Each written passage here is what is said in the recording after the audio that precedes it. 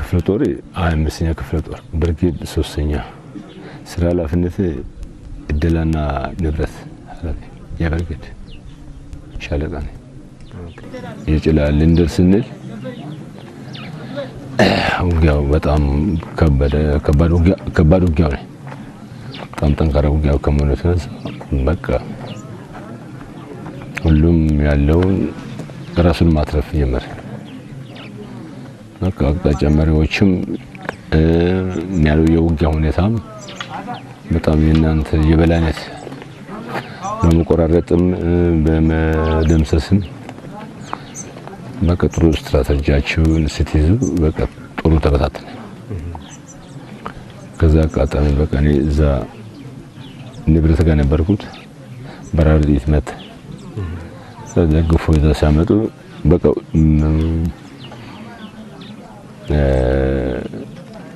ሳትኩ በቃ ደም የፈሰሰ ከመናም ስለሌለ ሁሉም ሰው ራሱን ሊያተርፍ ነው የሚሄደው።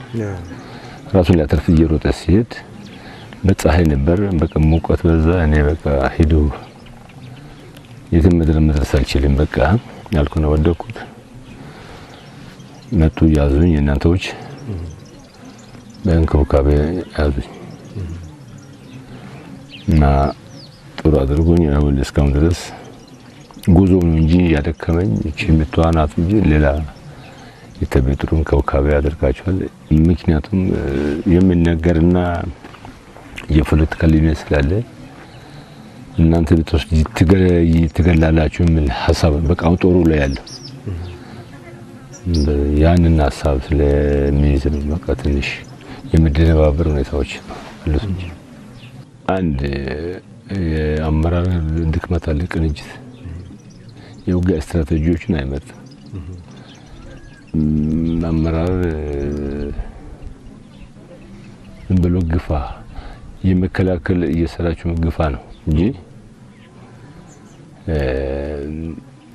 ሌላ በቃ የአሰላለፍ ይሁን የውጊያ አቅጣጫዎችን ይሁን ተጽዕኖ የሚያሳድረው እየተካባቢ ይሁን ብሎ በነጠረ መልክ አይደለም። ስለዛ የተነሳ አቅጣጫዎች በተለያየ መልክ እናንተ ደግሞ የእናንተዎች የውጊያ አቅጣጫውን ያውቃሉ።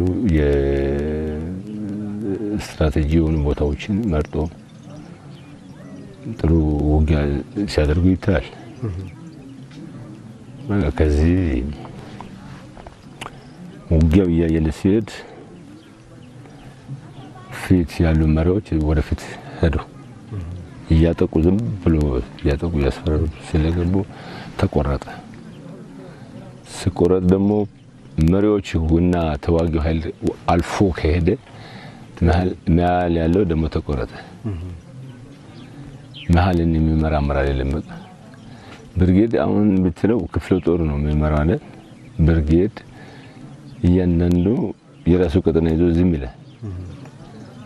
ክፍለ ጦር ይሄን አድርግ የሚለው ክፍለ ጦር መሪ ስለሌለ በሁሉም ቦቃ እየሳሳ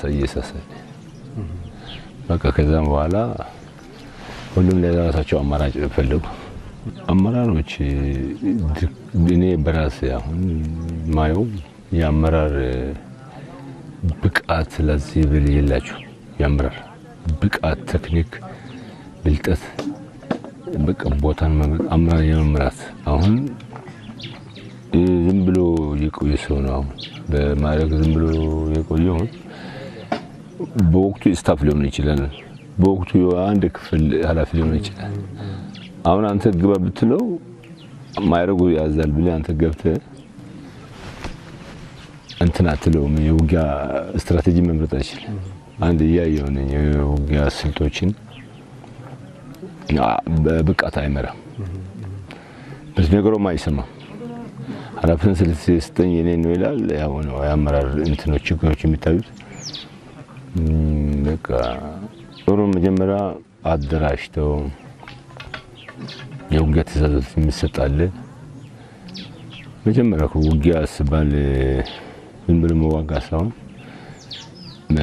መቅረብ የሚገባ ማቴሪያሎች መቅረብ አለበት። ከቀለብ ጀምሮ ቀለብም ወደ 3 4 5 ቀን ያልበላንበት ሰዓት አለ። ጉዞውም አድካም ያለ እረፍት ውጊያውም ያለ እረፍት ሲደራረብ በቃ በዚህ ላይ ያመራር ሚናው ጦሩ እየደከመ ሁሌ እየተዋጋ ጧት ብቶ ከሰዓት ሲዋጋ ይሄ አሁን ሳይበላ ሲጠጣው ውሃ ማቅረብ ችሎታ የምግብ ማቅረብ ችሎታ እየደከመ ሲመጣ በቃ የታየኝ ይሄ ነው። አሁን እንዳልከው የትግራይ ሰራዊት በዚህ መልኩ ጥቃት ያደርስብናል ብለህ አስበህ ነበር ከገባህ በኋላና ጦርነቱ ከገባህ አልታሰበም። ትግራይን እንደ ፖለቲካሊ ሲነገር አሁን እናንተም እንደምትሰሙ ነው ዋና አመራሮች ተይዘዋል፣ ዋና አመራሮች ሞተዋል ነው የቀሩት። ገና አዲስ ምልምል ነው አዲስ ስልጠና 3-4 ቀን ወይ አንድ ሳምንት ተሰጠነው ይባላል። ስለሚባል ያው የተያዙትን የሞቱትን ዝም ብሎ እናንተን ሲወራ የሆነ ሞራል እንዲያገኝ እንጂ ይሄን ያህል ጠንካራ ትሆናለች ብሎ በቃ አይምሮአችንም የኛ አልገመተም።